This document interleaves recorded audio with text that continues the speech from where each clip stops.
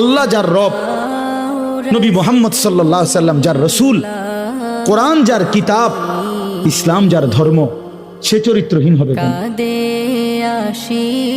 কিসের অভাবে আমরা নষ্ট হয়ে গেলাম? কিসের অভাবে বরবাদ হলো?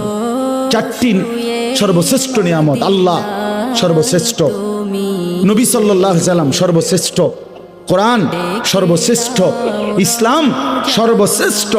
চারটি সর্বশ্রেষ্ঠ নিয়ামত আমার আপনার কাছে থাকার পরেও আমি চরিত্রহীন হলাম কেন? আমি বরবাদ হব কেন? আল্লাহ তাআলা আমাদেরকে ঈমানের দৌলত দিয়েছেন, মুসলমানের পরিচয় দিয়েছেন, একটি শ্রেষ্ঠ কিতাব কোরআন দিয়েছেন, শ্রেষ্ঠতম রাসূল দিয়েছেন। আল্লাহ তাআলা শ্রেষ্ঠ মালিক, ইসলাম আমার শ্রেষ্ঠ ধর্ম। আমি নষ্ট হব কেন? আমার ভাই বুঝছেন নি আমার কথা?